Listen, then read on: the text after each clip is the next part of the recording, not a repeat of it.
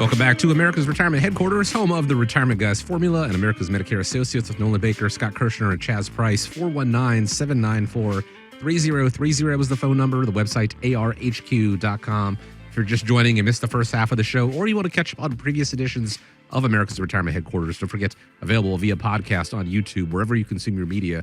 Go to Apple Podcasts, Spotify, YouTube, like I said. Just search for America's Retirement Headquarters, all the previous editions there for you to check out at your own pace.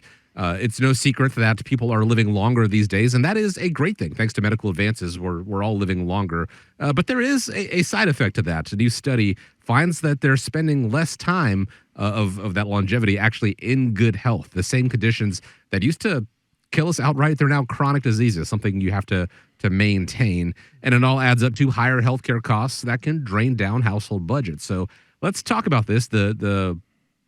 I guess the opposite of a silver lining here. How can you plan for this so that retirement savings aren't drained as well? Well, this is a really hot topic with a lot of people that I meet with on a regular basis. And like you said, Chris, the good thing is we're living longer and get to experience maybe more time with family and grandkids and things like that. But, the downside of it is, living longer with some chronic illnesses might not necessarily be the greatest thing. I don't know which one's worse. Exactly. And I don't know if it's because I turned the big 6'2", and I'm now closer to these longevity and chronic illness issues. But I see a lot of people. I'm looking at things a lot differently now, and I see a lot of people and meet a lot of people that are using walkers and using a lot of treatments and devices and things of that nature just to get by. And if you don't properly prepare for the chronic illnesses and you don't have your long-term care policies put in place to, if you do need to go into the skilled nursing facilities or the nursing homes and get that specialized treatment, it could completely destroy your investment portfolio when you move through retirement. There are so much to be prepared for that a lot of people are not. One of the things that was kind of an echoing theme of this past AEP for me was, people would come in and they say, I love my policy, it's working really well. The problem is my medications are killing me. I mean, the cost of these medications are really, really outrageous. And, I heard on the radio here just the other day where they're talking about all of these weight loss drugs, the Ozempic and Mounjaro, and these medications have really big price tags, You're talking $500, $600, $700 a month for these medications. And a lot of people are using them because they actually help with diabetes. So you have to be prepared for this. And one of the things that you guys do a fantastic job is, Nolan, your independent income system, and it's having those buckets of money set aside to pay for some of these issues, the chronic issues, and having that money in there so you don't deplete all of your income or your fund money, so to speak. Yeah. When you look at it and you look at, what are the costs of chronic illness, you can break it down in a couple different ways. I mean, you can have what I would refer to as some of the ones that you can physically add up, the medical expenses, such as what you were talking about with like your treatment. In some cases, chronic illness, it requires even more specialized care. Medications, as you point out, can be extremely costly. The healthcare services, such as needing rehabilitation, home health care, that can contribute. You have insurance costs. So if somebody can qualify, if they're healthy enough to qualify for like long-term care insurance, that could be an option. But as you point out, your Medicare costs, you have your supplemental insurance, any co-payments, deductibles, out-of-pockets.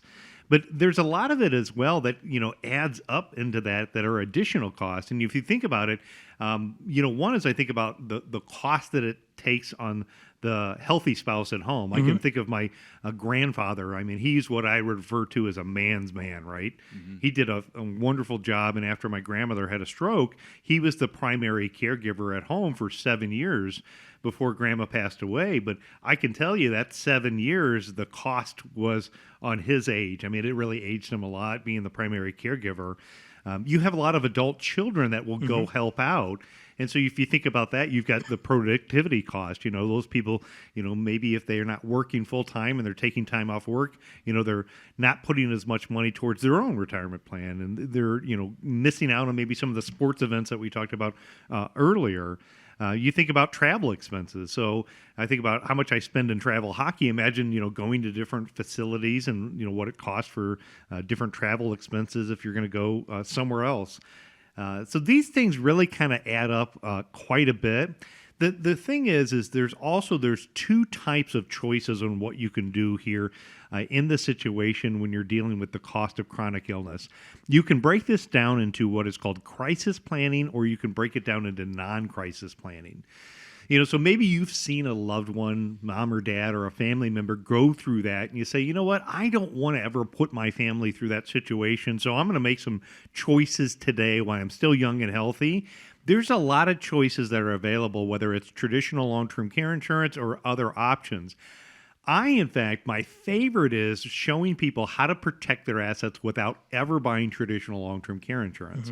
That includes some of the options like life insurance, that includes chronic illness or long-term care riders on them. That includes some of the annuities that offers higher income payments when you cannot perform some of your activities of daily living. So some of those allow you to kind of start building out a bigger bucket, as you talk about in our independent income system, without spending money on traditional long-term care insurance. At the same point, there's people out there that maybe wouldn't qualify for traditional long-term care insurance. And so I want them to know that there's still options that are available that are out there. One is like what we talked about with Troy, the looking at making sure you have a prepaid funeral arrangement. There's, countable and uncountable assets. Sometimes that's a protected asset from like Medicaid spend down. Some of the annuities that we work with, there's no medical underwriting. So the longer you have that money in place, the bigger the bucket grows for some of the enhanced payout features that are in there. So the sooner you get this going can help out. And even in a crisis situation where somebody's just going in, that's where we can pull in one of our attorneys that we work with who focuses and specializes in elder care and work on some of the crisis planning solutions that are out there. So my advice, bottom line, is everybody needs to take a look at this. It's not surprising that at the cost today, the average family gets wiped out pretty fast. But while you're young and healthy, there are choices that we can take to leverage your existing assets to put a shield around your personal assets in the event that you have some type of chronic illness down the road. And even for those folks that are maybe facing a family member with chronic illness issues right now, before things continue to get worse, it's a good time to have a conversation to talk. That's the advice I'd give. That's great advice, Nolan. In fact, I'll tell you, I've got several clients with several stories that I could share, but a couple of them I'm gonna tell you, listeners, right now. You could do some soul searching. You can, think, well, maybe though that's not going to be me. If you're married to somebody for 30, 40, 50, 60 years with some of these people, and all of a sudden, your spouse comes up with some sort of a chronic illness, and you're not going to abandon them. It's just not going to happen. And one of the things that's going to happen is it's going to deplete your resources. If you're the caregiver, you're still going to be that caregiver, and you're going to be spending more money on transportation and all of these things. You may need to make your house a little more user-friendly for somebody that can't get around as easy. That money's going to come from somewhere. It will make that whole process a lot more easy to handle and more accepting of both parties if you prepare for that before that happens. And you can basically say, hey, look, honey, we set this money aside for these health issues right here. Let's give you the treatment that you need. Yeah, I would agree. And I would say also preventative care, Nolan. I know you've explained some of the insurance solutions that we have that don't require fully underwritten long-term care as more of a preventative policy, in the sense that you may just need someone for a period of time, to help you recover from a pretty normal maybe hip replacement or something cosmetic, that absent of having an alternative source of care for that, some income, you may have to go into a facility, which the care may not be as good. You hear horror stories about people going into the hospital and coming out with more conditions than what they had going into it because there's sickness all around, whatever it is. But maybe some of these things you want to actually have somebody help take care of you at home and keep you out of the facilities of having to go back, and just kind of look at it from more of a preventative. So I think that's one aspect that clients can take, is looking at their the chronic illness as a preventative sort of some steps that you can take to at least limit or reduce the expense. The other thing is, too, me personally, recently, hitting 45, never had medication before, was first faced with having to take some medication, and the price tag without, like these Good RX and some of these coupons was like $80. In addition to that, if you go to Walmart, it was like $57, but then with Rite Aid and the Good RX, it was $5. Yeah. Like, how is that legal? You have to What's shop. going on? You have to and that's shop them why I out. love what you do, because I sit right next to you. I've heard you go to bat for some of these clients. Like, no, that's covered in the XYZ. That's why I give that to you. And they're always coming down on top. There's always, it feels like if you don't have an advocate on your side, you can get plowed over by some of these insurance companies. And so having a person that you can sit down with, I think, is very important, as opposed to getting on the phone or clicking a button and doing it online and never meeting this person, not actually having somebody hear your story, or better yet, care. Right. And I think that's what we do really well here, is we care, we'll go to bat, and we'll try to save you as much money as possible, because otherwise it's not going to happen. It's not just a person. It's the entire team at America's Retirement Headquarters, both Retirement Guys Formula and America's Medicare Associates. When it comes to healthcare expenses you could potentially be facing over the course of your retirement, think of having a plan in place, kind of like a fire extinguisher in your kitchen. You certainly hope you don't have to use it, but if the situation does arise, you're going to be pretty glad that it's there. So pick up the phone, schedule a time to speak with them, and start developing that plan. 419-794-3030.